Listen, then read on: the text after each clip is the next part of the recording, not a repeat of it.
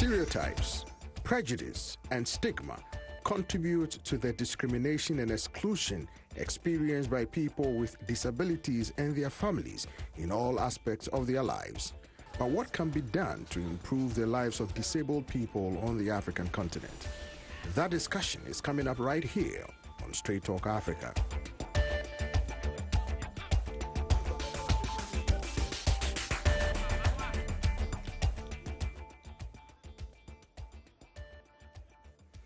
Hello and welcome to Straight Talk Africa live from the Voice of America headquarters here in Washington. I'm Peter Clottey sitting in for Shaka Sali.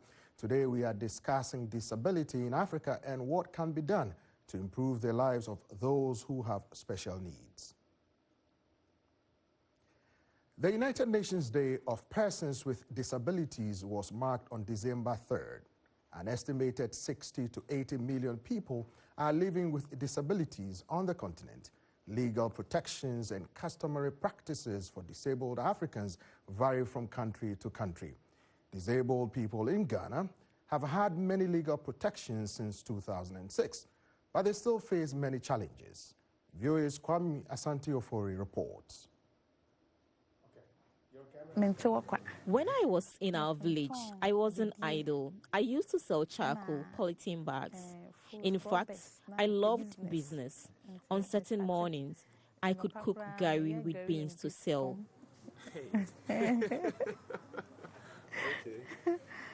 It gained me a small allowance, which could bring me to the big city. I was so desperate to come that even if it meant sleeping outside, I would and gradually find something. I didn't know where to go, so I used to sleep on the street to try to find a job or help. Someone said they wanted to sell their small kiosks. I sought to help and I used whatever I got to buy the kiosks. That's how I gradually began to grow. When that was done, I started receiving trainees to learn the trade. I have trained so many students who have now graduated from here and are working on their own. They are able to feed themselves. I studied a vocational course, but I didn't get any work. And now I'm on these streets so I can get my daily bread to take care of myself. Or if they can put me in a school, I could teach them. It's a challenge, for them to compete for jobs.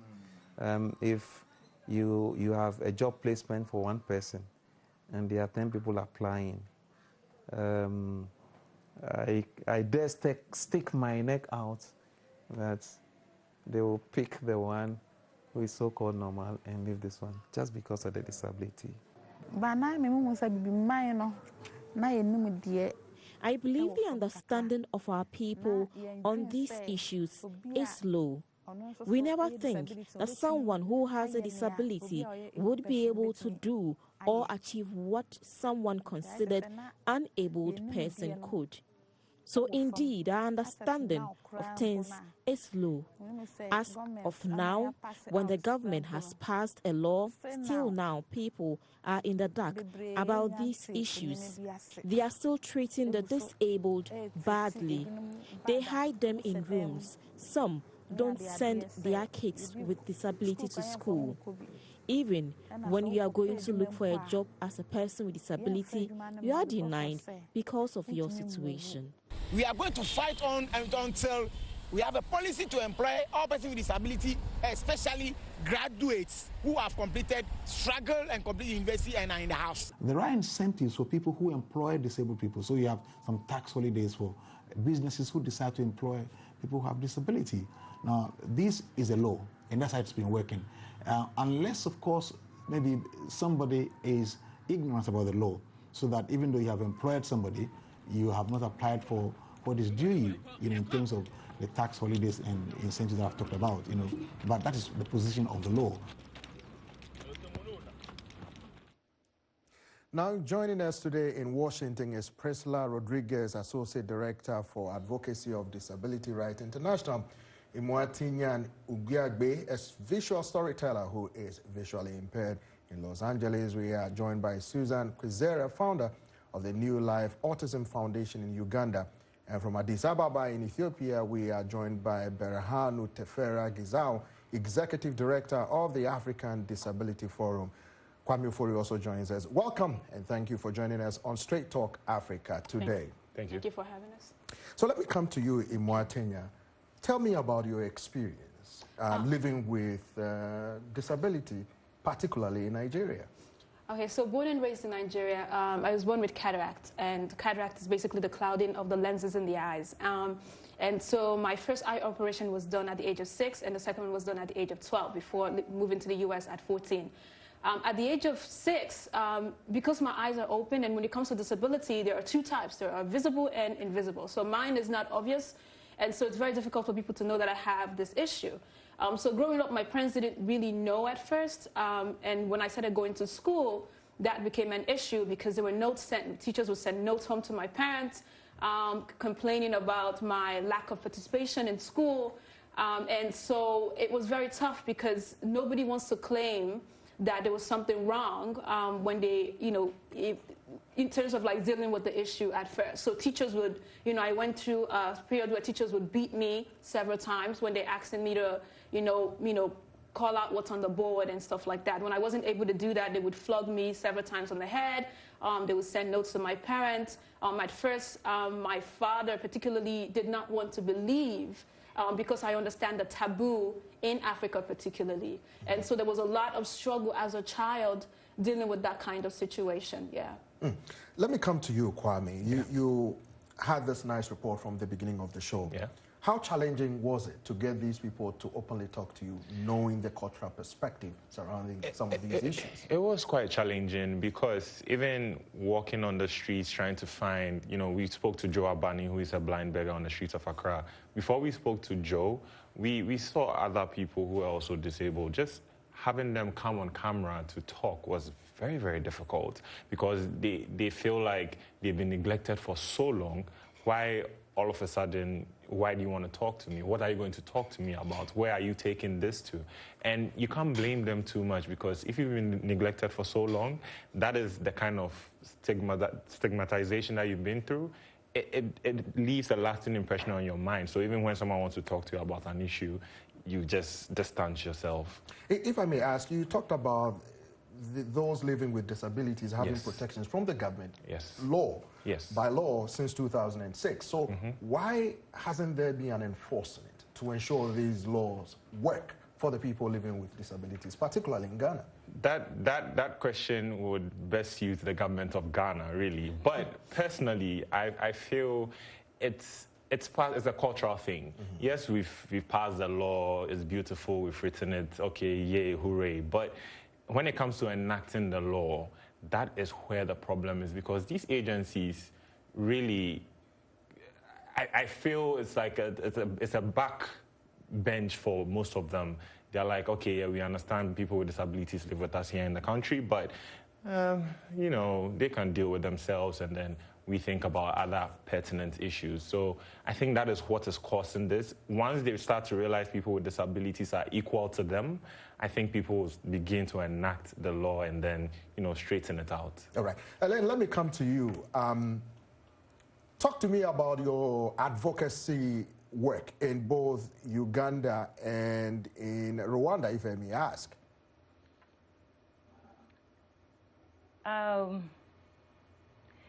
My advocate on this is coming together as people who are in this field and speaking on behalf of these children.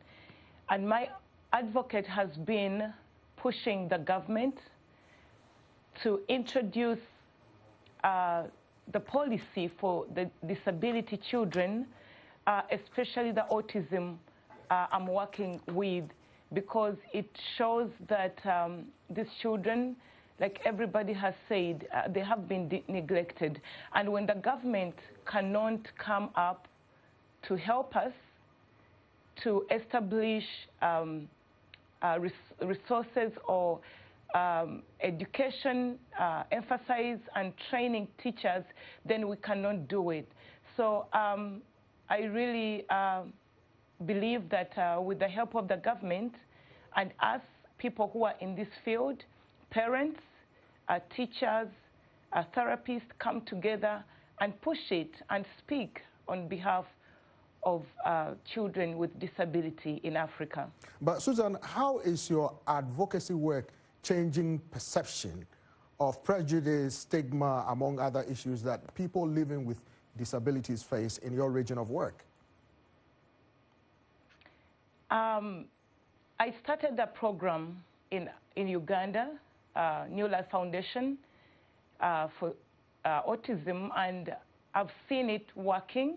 The more we go out and speak about it, the more we speak to the parents, we are seeing a big change. And it's from that point that we are reaching out to the government and tell them what they have to do. Most of them don't even know what autism is. But there are so many other disabilities, the blind, the deaf, but autism particularly has been ignored. So my advocate, it's not me alone. There are other people. We are working as a team. We are knocking at the doors. You know, right now, actually, we have petitioned the parliament.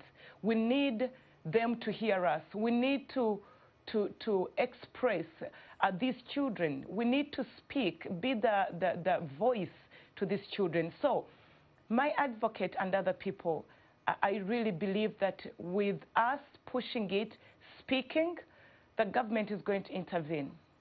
But what has been the response of those in government so far, particularly the parliamentarian speakers of parliament in the region, parliamentarians individually interacting with you to grant you what you seek, some protections for people with disabilities? I believe right now, like I said, we have not gotten the feedback from them, but we are hoping and believing that something is going to be done because they have given us the platform, you know. So we are waiting to see what they have to do about it, especially in education, because everything begins with education. And we are struggling because of the lack of early childhood intervention, mostly in all Africa, not Uganda alone, but Africa as a continent. So we are pushing the Minister of Education to at least, you know, introduce the early childhood intervention. If all schools in Africa have trained teachers, you know, in special needs children, then I think there's going to be a change. Thank you very much, Susan. Imuetinyan, let me come to you. Yes. In some places in Africa, I know there are homes, they call them cripples' home, or people living with disabilities, they went to school sponsored by the government. In your experience, growing up, some of the challenges you face, is it changing now? There have been lots of changes, I mean, happening, but it's not as drastic. And when it comes to disability, my particular, I guess, advice that I would say is a lot of education. When, you know, Africa, we're very big on religion. I mean, this is something that a church can also be a part of. And so for you to have that kind of impact in a community or in a society, rather, you have to make sure that implementation goes across the board. So starting with the church, which takes a lot of, you know, has a lot of audience. So I feel like when it comes to educating the minds or educating parents first about your children and the disability that they have, it's first accepting that the children has that kind of disability first. And then with acceptance, then you have the necessary step to, in terms of what you can do to help the child. I mean, it's changing, but it's not as quick as we would like it to. And that has a lot to do with, of course, cultural, you know, stagnance and then lack of government resources. And my personal experience, there weren't resources available for me at all. I went to a private school starting off. There were no larger print. There were no Zoom texts. There were no teachers, had no idea. And so for you to constantly beat a child up because they can't do what you're making them to do, it's like you're putting you're actually making them go through trauma. So for that childhood, for 14 years of my life was just full of just that trauma. So I think we can do more, we can do better, but it has to be a combination of everybody. and for it to work. And that's what I purely believe. Susan, let me come to you. What do you think are the other driving factors of some of these myths about people living with disabilities? What is what again?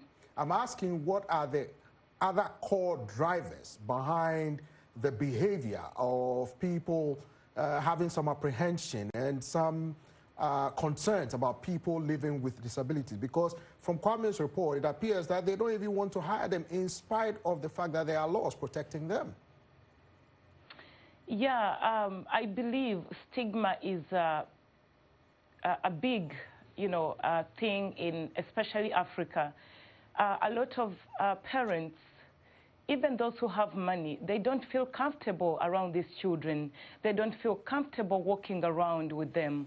And, like Africa, we know it's culture-wise, they feel that these children are probably a curse or mad, like the way, or they've been bewitched. So those kind of things are making parents not coming out, not being comfortable, not accepting who those children are. And with my experience here in the United States, these children are the same. It's only the resources, the way we handle them, the way we take them to be, the way we name them.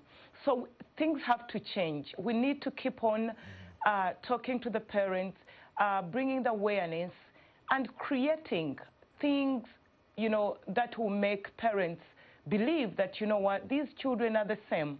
And we have to change the narrative, the way we think as Africans, the way we do things. We need to, and it's us people who have seen these children, who have been around them. We are the people who have to keep talking on their behalf. And also talking to the parents, because if the parents are not sensitized, then they won't really do much. Let me come to you, Berhanu, in Addis Ababa, Ethiopia. Talk to me about your advocacy work, some of the challenges you're facing, and is the government engaging you to address some of the challenges you face? Thank you very much. Yes, I can start by stating some of the difficulties that we are facing. Earlier on, when you mentioned the statistics when it comes to the persons living with disability in Africa, you mentioned quite a number. Actually, the reality is much more different. That is the biggest challenge that we are facing. According to the WHO's survey that was done in 2011, around 15 to 17% of the African population are people living with disability. This is a huge number. But when it comes to national censuses, there were no proper way of collecting disaggregated data by disability. That have a lot of consequences, which goes to policy, so that when the government allocates resources with regards to tackling the challenges and the barriers that people with disability are facing, the amount of resource is never enough. And the kind of problems that we are facing, be it from the environmental barriers to the mindset of people. So what we are trying to fight now is like going about the proper implementation and domestication of the UN Convention, and how the government have to domesticate the conventions that were signed and ratified by African governments. And this needs a follow-up. Governments need to do reporting on the status of the changes that they are overcoming in a period of time. So what we are trying to do with our member organization from country to country is that to follow up on the different processes, what is happening at the ground and what is not happening. And we do periodical reporting. We do consultation with our member organization, and also we create a platform with the government to have further engagement. What we are succeeding is that the governments, including the Ethiopian government and other governments that we are, when we are doing workshops and when we are doing events, they are now willing to sit around the table with organizations of persons with disabilities and their representatives and listen to their real problem. So if I may ask you, what do you think could be done to change that perception from the government, especially in Ethiopia? Because you talked about the fact that there has been a recent change in government. Has the attitude changed, and what do you expect in the coming future? Yes, we are seeing some good and very interesting commitments from the government. This comes not only because of the reforms, also because of global commitments that are coming in to support the country and the reforms that's happening in the country to develop a more inclusive engagement mechanisms. So now the government is now actually allocating a seat within the civil society coordination system, and with the new civil society law, people with disability and their organizations will have 2 seats to do continuous advocacy work with the government. This will help us for policy reforms and other advocacy works. What about parents living, who have children with disabilities? Can they also act as advocates in your drive? Yes, the organizations of persons with disabilities are not only those organizations that are created by people with disability, but also there are parent organizations. Yes, I can so hear you. these organizations, like organizations for supporting children with autism, children with intellectual disability. So there are parent organizations that are engaging in this process. Thank you very much, Berhanu. Kwame, let me come to you. Sure. Looking forward with the report that you have, is there any hope for some of these people living with disabilities that you spoke with? At least one of them was saying, I have a business, I'm training more people. What is the hope for them? There's definitely hope, but before I even jump into that, I need people to understand that it just takes something little for you to become, as they'll say, disabled. You see, and once we understand this and we start preparing our society to be able to accept that, then things will move forward. Because Madame Akosua, who is a hairdresser and a business owner, she became crippled at the age of 3 through a medical negligence in the hospital. But she was able to fight through. Her case is peculiar. Not everyone has the chance. But imagine a world where we understand that any person can become disabled at any time. That means anytime policy is being driven, anytime laws are being created, anytime there's an enforcement, people think in that sense that, hey, it could be me. So why don't I place in the necessary structures for our buildings, for how we relate with people with disabilities? That way, we can all move forward as a people. That is the hope to me. Some people have expressed concern, particularly in Ghana, that even when those laws were enacted, even government buildings have not been compliant of those laws that make it easy for people living with disabilities to access those buildings. Hopefully that could change. But Imuetinyan, let me come to you. What has been your experience since coming to the States in terms of things that are available to you that you can easily access that you couldn't access back home? Thank you. So, well, let me just go back. So at home, my mother was very, very big on advocacy. My mother was my voice. And so I remember after my second eye surgery, my mother coming to school with me, making sure I was sitting closer to the board. My mother made sure the teachers doesn't flog me or beat me in the head. My mother was just very involved extremely. And to this day, I owe so much gratitude to her. Because after, at the age of 8, I stopped going to school completely because every time I would go to school, I would fail. I kept repeating classes. So I moved to the U.S. at 14. Immediately I got to the States, I realized that this is the second chance I have to make something out of my life. So I did not read as a child at all because I couldn't see textbook. I didn't know notebook had lines in them. I can't see rain. I can't see street signs. I mean, I was coming here, my Uber driver dropped me off the wrong location, so I had to figure out how to get here. So there are daily difficulties. But when I got to the U.S., what was amazing was that I started from 8th grade, then I went to high school, so my eyes will always bring out water. So my social studies teacher was very concerned about that. So they took me to several specialists in Manhattan, which is, I lived in New York for a while. And then they found out that the surgery they had done, they had taken out the lenses from my eyes and not replaced them. And they had blinded me on the left. So I can't see from my left eye, and my right eye just had a little, I can see from a certain distance. So what they did that was amazing was that my prints were very large. They made sure they read for me. They made sure someone typed my paper. It wasn't that, because growing up, I always thought I was dumb. I wasn't smart enough. But when they started providing those resources for me, then it gave me the opportunity to learn. It gave me the opportunity to read. Like I had to go back and start learning to read. I did not start reading until I was 16. And comprehension did not begin until 21. So what I learned about my condition is that the eyes and the brain works together. So just because I'm looking at you doesn't necessarily mean I see you. So there's a slow process in terms of how I see things. And so coming to the U.S. to me was the best gift my father had ever given me, because I feel if I had not come, that I probably would have been married off with 6 kids. I mean, that's what the story I tell myself. So I think that it is important that parents take part in the development of their child as African.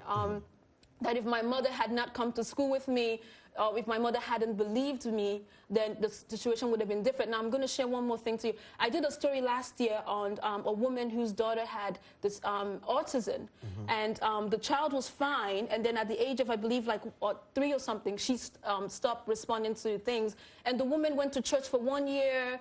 She did all these things, and the kid just kept getting, the situation kept getting worse, until finally someone told her, your daughter has autism. And then she didn't even know such thing existed until she accepted. And when she accepted, she started giving the child the necessary resources she needed. And now the child is doing fine. You know, so I think it's a matter of acceptance. And for so long, I did not want to believe because of that stigma. And the fact that I did not believe, I suffered greatly. I suffered a whole lot. So I think believing acceptance is the key when it comes to a situation like this. And a collective effort of both church, government, people, advocacy, everybody needs to come together and make the necessary change that What about siblings reacting to this? Because sometimes siblings are a little bit confused. They don't know what is going on. Do parents have to explain to them? Society sometimes can be a little unforgiving when it comes to that. So how are they able to cope with the situation? My siblings are the best. Okay. I must, not because I'm on TV, I'm just saying that. They're amazing. So I have a younger sister. I have 4. I have a brother who, whenever I go out with him now, he holds my hands, he makes sure I'm okay. He tells me if I need to cross over or stay on like he's just he takes good care of me. I have a younger sister. I remember when I was kept failing, my mother thought it would be a good idea for my younger sister and I to be in the same class. Right. And so my sister would read to me. I remember the first day of school, the teacher, I was sitting in the front and my youngest sister was sitting in the back of the class. And the teacher goes, okay, Imuetinyan, what letter is that? And I couldn't see it because I'm so afraid to say I couldn't see it. I just kind of sat there quietly. And the teacher goes, oh, Egosa, what letter is that? And she goes, C. And then the teacher goes, you're so, you know, she started, you know, insulting me. So my sister would always tell me, don't listen to her. You're smart, Imuetinyan. I'll help you do your homework. So they were always supportive, till this day, extremely supportive. And I think that it's all about, I guess, love and also education as well. Especially from the parents. Parents have a lot of power in terms of like educating their children. My mother did such an excellent job with that, yeah. Before we go to the break, what about your father? What role did he play? I know he brought you to the U.S., but what about him? I think, briefly, before we go on the break. Yes, sir. I think men, forgive me, but men are not, some men rather, don't quickly accept things. And I don't know why that is. My father provided money for the surgery, but I felt like the stigma is just very strong with him. So till this day, in my mind, I think he's still having difficulties grasping the fact, because he said, I don't want to believe it, I don't want to believe it. And because he didn't want to believe it for so long, there's a distance between the two of us when it comes to my eye problem. So I think a lot of fathers need to be involved as well, to take away the emotional neglect of the child, because that becomes a problem that child has to deal with as an adult, which I had to deal with. Until this day, I'm still dealing with it. You are tuned into Straight Talk Africa. We'll have more of our discussion after a short break.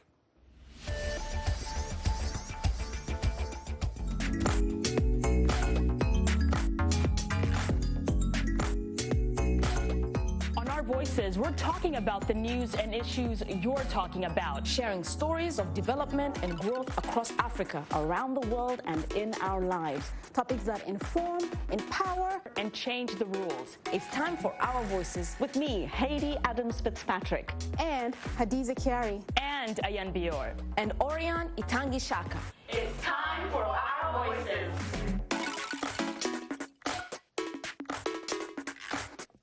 Today's youth are not just the next generation of African leaders, they are today's leaders. And this is the time to invest in them, today, not tomorrow. So let's connect, let's engage with each other on issues that will transform our societies. Innovation, leadership, entrepreneurship, things that you're doing to move the continent forward, to make you the greatest generation that Africa has known. It's Up Front every Wednesday, 1730 UTC, right here on the Voice of America.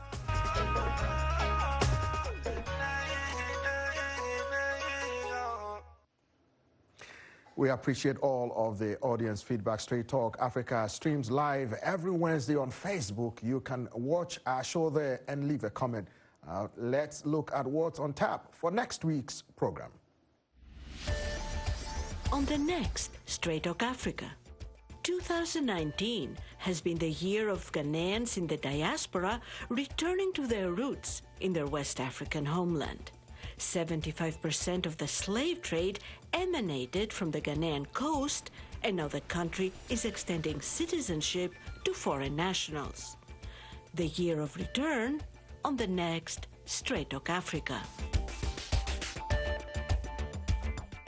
Today we are talking about improving the lives of Africa's disabled. Our guest are Priscila Rodriguez, Associate Director for Advocacy of Disability Rights International. Imuetinyan Ugiagbe, a visual storyteller who is visually impaired. In Los Angeles, we are joined by Kwizera Founder of new Life Autism Foundation in Uganda, and from Addis Ababa, we are joined by Berhanu Tefera Gizaw, head of the African Disability Forum. Let me come to you, Priscila. You were listening to the discussion. What are some of the challenges when it comes to some misconceptions, some stigma, prejudices about people living with disability? Well, what we found in Kenya, but we've heard also stories throughout Africa, is that children with disabilities and their mothers face a lot of stigma. Their mothers are actually believed to have sinned, and the child with a disability is a result of that, and it's a punishment. So when a child with a disability is born, the mother is told you must have been unfaithful, or you must be cursed, and the child is now also a curse. So they face pressure to actually get rid of their child. DRI, Disability Rights International, conducted a 3-year investigation in Kenya, and we interviewed mothers of children with disabilities, and around 43% said that they were pressured to give up their child, and actually this number was higher in the rural areas, close to 60%. And they were all told that it's because their child is cursed, they are sinners, and they need to get rid of the baby so that the curse does not spread to the family and to the extended family and to the community. So they have been even ostracized by their whole communities and be asked to leave if they refuse to get rid of their child. So are you saying religion has a very big part to play in some of these misconceptions? Yes, I mean a misconception of religion, because many times it's thought that even in the Bible, it's sometimes disability is referred to as a result of punishment, even though Jesus clearly says it's not a result of sin. But this misconception that is from biblical times is still very much present in other parts of the world, not only in Africa, also in Latin America, but particularly in Kenya. That's what we've seen. Hey, Imuetinyan, let me come to you. What about religion? I think religion is, I always see it as, you know, it's something that's supposed to change our inside, change how we are in terms of our spirit, our soul, right? But I think when it comes to Africans particularly, they use it more as a body lotion, so it sits on the skin. And so, I mean, that's how I've been able to explain it. But I think that it just doesn't allow people to accept. Particularly, I was going to say with you, Ms. Priscilla, it's in the Old Testament that it says that it's a sin. It says it somewhere. And this is, you know, as our culture grows, religion is a big part of our culture, particularly Nigerians. And so we don't want to believe that. There's always something wrong with the mom. I mean, I'm pretty sure my mother went through all that, you know what I mean? But when we talk about advocacy, when we talk about education, religion is not bad. It's not a bad thing. But in terms of implementing something that works, there's a lot of people go to church every Sunday. And if a pastor can begin a sermon, a service that encourages parents to accept your children, the changes will begin from there, you know. And so for my situation, nobody wants to believe it. Everybody kept saying to me, oh, God will do it. Oh, close your eye, let me pray for you, yeah, so that the miracle can work. I mean, I've gone through a lot of churches. I mean, I can tell you stories and stories of churches that I've been through, and someone will say, close your eyes, and then I close my eyes, and they pray, pray, pray, pray, pray. And then I open my eyes, the things are still blurry. And then they tell me, oh, your faith is not weak. Your faith is still weak. God can heal you. And I'm giving you one story. So my father had just left. I was 8 years old. The woman came to get me from the back of the church. She took me to get me from the audience where I was sitting, and she took me to the back of the church. And she had on a whiteboard in front of me. And she said to me, and she said to me, God is going to heal you today. So I heard you can't see. So I want you to stand and read me what you see on the board. And here I am, 8 years old, very fearful because I had gone through a lot of, you know, beating and stuff like that. So very fearful, very afraid. So I remember standing in front of that board, and I couldn't see anything at all. And I just stood there because I was so afraid. I kept saying, oh, A, Q, B. And she goes, ah, is that B? Come on, open your eyes and read what you see. She kept yelling and yelling. And through the whole time, my eyes were open as wide as possible, and tears kept coming out of my eyes. But I wasn't crying. It was just that she was making me do things that my eyes were not built to do.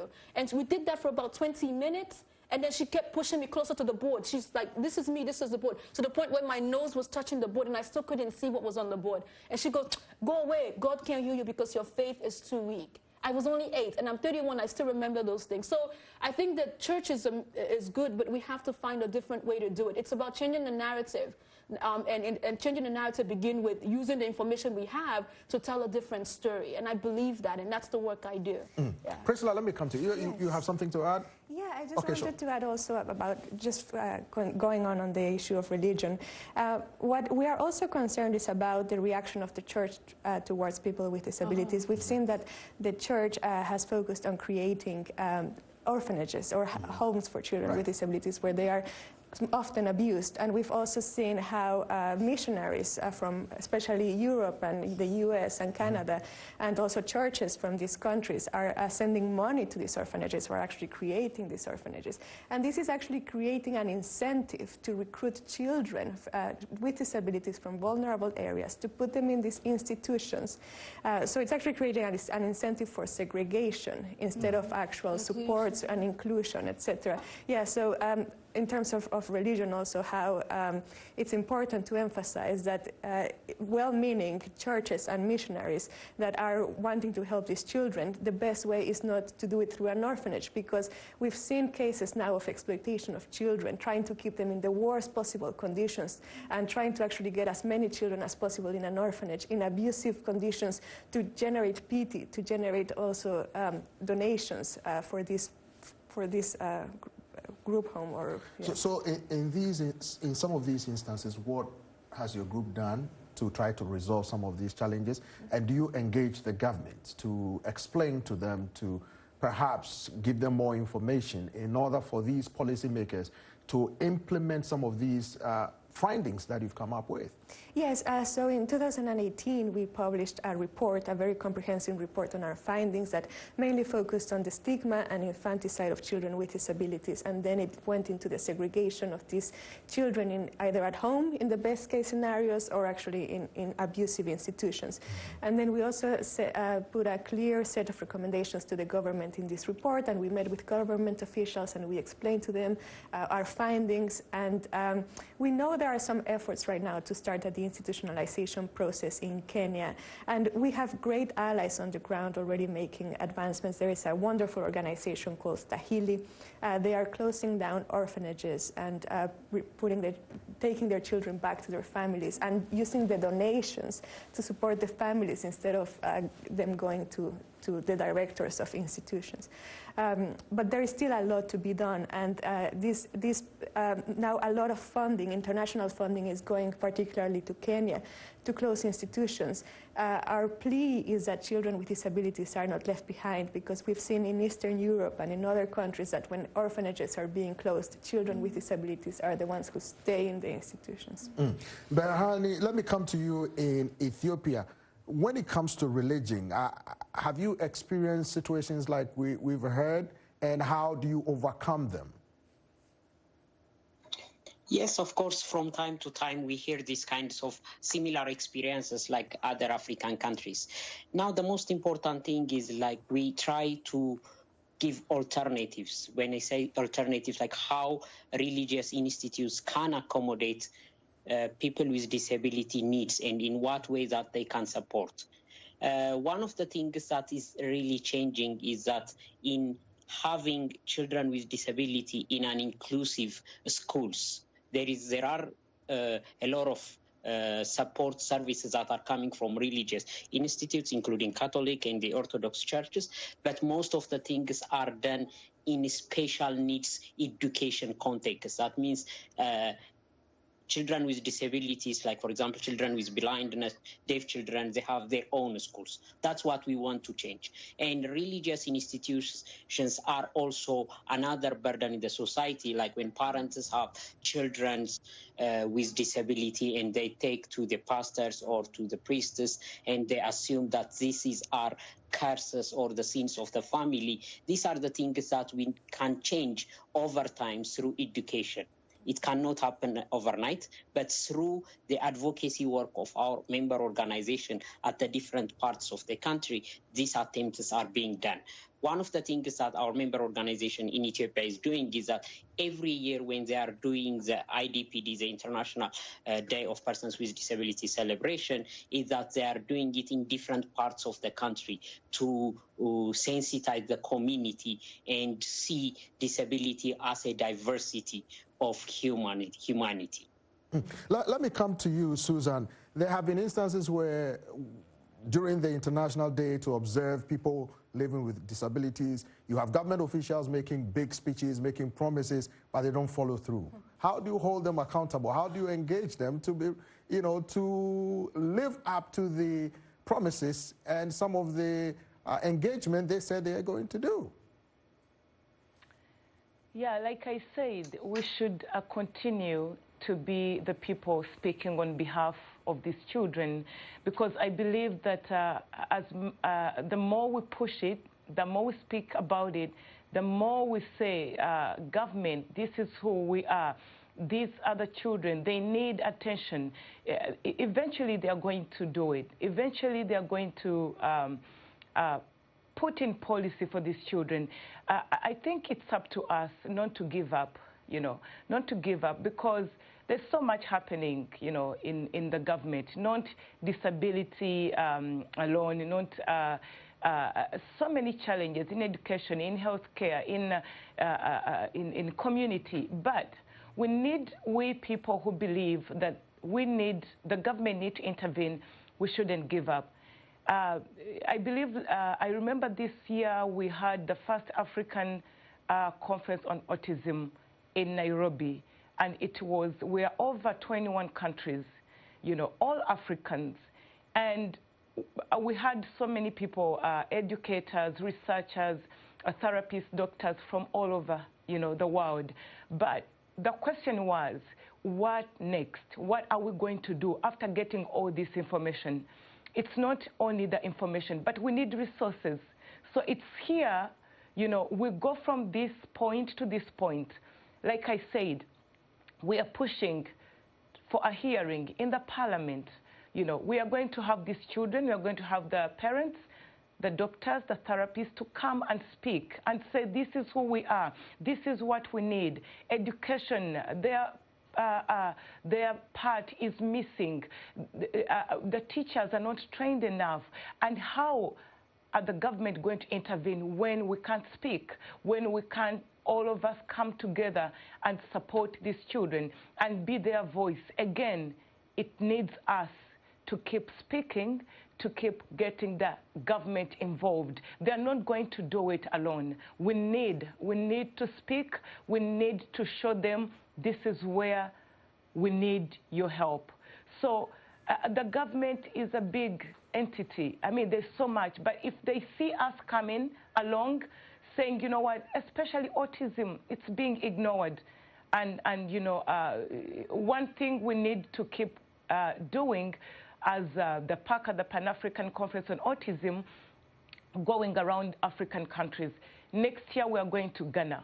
And we expect a lot of change. We expect a lot of Africans, government, send in people to represent you. Minister of Health, Minister of Education, we cannot do it alone. So as we continue to speak and expect change, I think we should come together and be the voice, and definitely the government will intervene. But Susan, in the case of autism, there's supposedly no known cure for it. And in some instances, depending on how extreme it is on the spectrum, parents or institutions would have to take care of some of these individuals living with autism for the rest of their lives. How are parents able to cope with such situations? And what do you do for them going forward? Again, if we introduce the early childhood intervention in schools, let the children be assessed at the early age. Let the parents know, okay, this is what's happening with my child. I have so many parents, who are struggling in this area. But all we are doing is take, a day, take a stage, as it is. Young children, of course, children begin to speak at the age of 3, some 2. So when we recognize that these children need help in their speech, then we know where to take them as they grow. I work with young adults with autism, 18 years and above. We have so many activities for them. And these are the same things we are planning for our African, children who are struggling with autism. We need to implement. When the children are, young adults, we know there are some who are high functioning. We create jobs for them. We take them out in the community. They can volunteer in different places. So I've seen, with my experience speaking to the parents and bringing these children, a big change. It's also a relief to bring these children into a safer place. Like New Life Foundation, there's a lot of children and parents who have really appreciated the change in their children and what we see. So it takes us, again, to be creative. Eventually, I mean, there is no medication.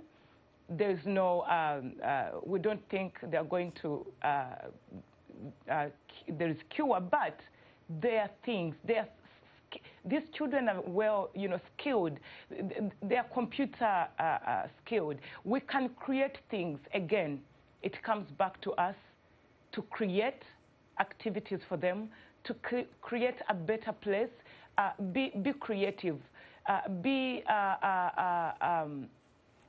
creative and reach out to different organizations, like the way we do here. I believe we have all resources in Africa. It's just that we are not, this particular disability is not put in place, or there are no structure, and the system. Let me come to you, Berhanu. In your advocacy work, what are some of the positive signs you're seeing in changing hearts and minds regarding the misconceptions, prejudices, and the likes?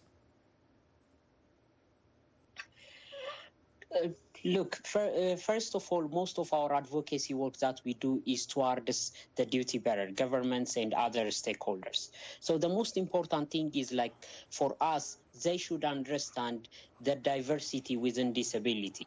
Because there is a misconception. When you talk about disability, it's only about people with physical disability or blindness or deafness. But there are other specific issues that we need also to tackle, depending on the constituencies that we are working around. That includes, for example, autism, what our sister has been discussing now, and also the issue of people with psychosocial disability, all these things. So the first and the most important thing is that we discuss about the diversity of persons with disability. We are seeing a lot of changes. Even when we are sitting with the government or the different stakeholders, now they recognize the differences between the different types of disability, and they want to mainstream issues of disability in their action plan, in their work. The most important and significant change that we are seeing is that most African countries now, due to the Agenda 2030 or the SDG commitment that they have, when they do their national development plans, now they are putting issues of persons with disabilities into consideration. This is due to continuous advocacy and engagement with the governments. So I really want to recognize the national governments on what they are trying to do. But still, we are missing a lot of things, and a lot have to be done. Let me come to you, Priscila. Some people have said to me that people living with disabilities or groups advocating on behalf of people living with disabilities need strong allies, both in government and out of government, corporations and organizations, institutions, to help push your agenda forward to ensure that governments engage to resolve some of these challenges day-to-day people living with disabilities have in their daily lives. So what do you make of that? Yeah, I definitely agree. We've seen how often advocates are also face threats from the government when they speak up. So it's helpful to have allies who are able to, for instance, international allies.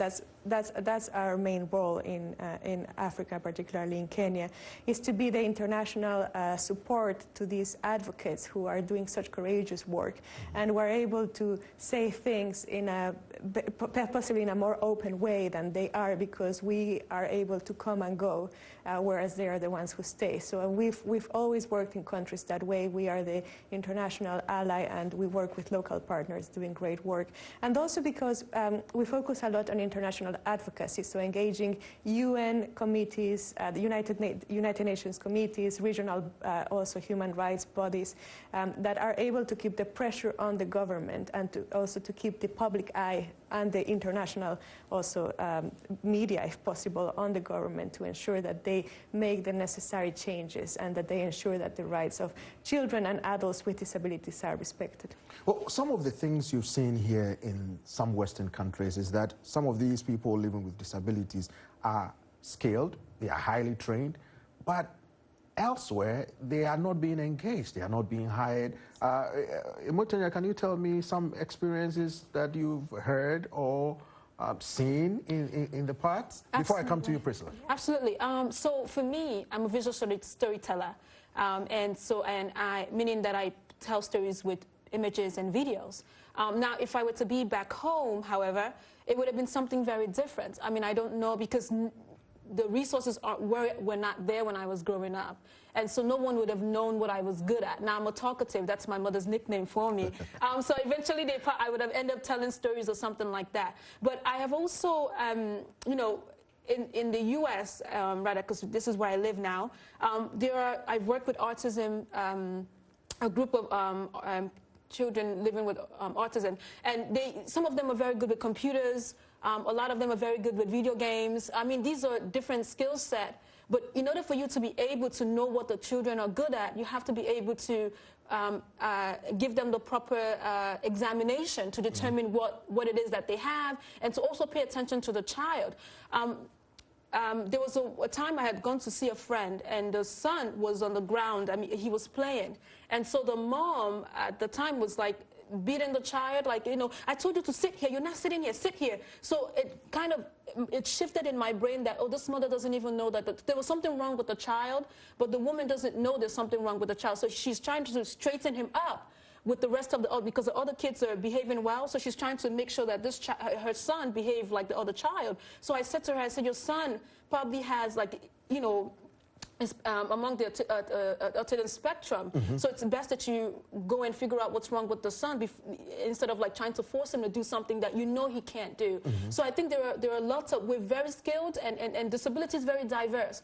Mine is not obvious to most people, and there are people who, they walk in here and you can tell there's something off or something wrong or something not going well with them. And also disability, there isn't, it's like people are born with it and people acquire it as they get at some point in their lives, right? But it's very important that there's a sense of that we have to assess and figure out what it is that people are good at. I had to learn that over time, because when I got my college degree, I couldn't do any regular jobs. I couldn't see computers. The first job I had, I remember walking into that place, and then I couldn't see anything on the screen.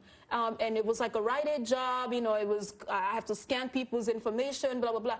I couldn't see it, and I broke down in tears. You know, I called my mother, I said, Mommy, I can't see, because now my fear is that I'm going to be a burden to my family, which I don't want to. So from 21 to about 30, I kept losing jobs because I was being placed at a job that I just could not do, and no one knew how to help me. So I had to do a process of elimination myself to figure out, okay, what are your skill set? You know, you're a great storyteller, you know how to talk, you know how to engage people. Okay, so how about you start telling stories, and you love journalism, so you can start to focus on that. So I began to spend a lot of my time reading and attending classes, so that way I can sharpen my storytelling skills. And so I think it takes parents to do that kind of work with their children, starting from when they're younger, so that way you're able to push them towards the right direction. And that's my answer to you. Priscila, let me come to you.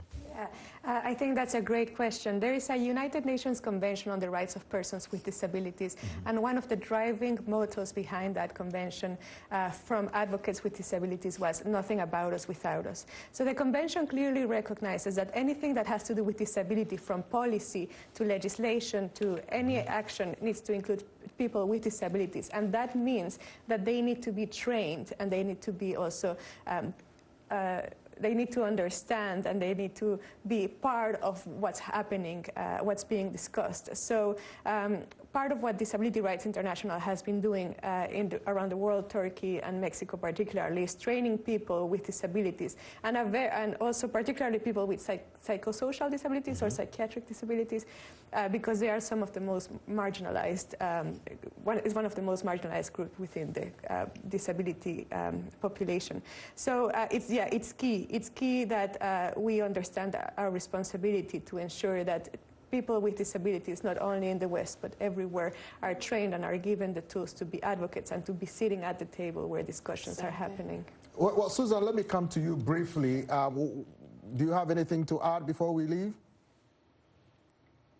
Yeah, one thing I would love to say is let's keep up what we are doing and be the voice to these children. And for the last 4 years, I've been pushing it, and I really see a big change. So, yes, we can do we can have all this education, training, but then we need hands-on. We need resources. We need to actually, those who can go to Africa, go to Africa, be on the ground, look at the problem, and solve it. And I believe with all us coming together, disability, whichever it is, these children are going to be better, and we will make a better, Africa. All right, thank you. Berhanu, let me come to you briefly, 10 seconds. Okay. I'm just going to mention quickly about the guiding principle of the UN Convention on the Rights of Persons with Disability, which is equal opportunity for all people with disability. And that is really important. If we have that starting from early childhood development and access to education and provide a lifelong learning opportunities, I'm sure we can. All right, thank you very much, Berhanu. On that note, today's outstanding guests were Priscila Rodriguez, Imuetinyan Ugiagbe, Priscila, Kwizera, and Berhanu Tefera Gizaw. Thanks to our audience for tuning in to Straight Talk Africa. Until next time, good evening, Africa.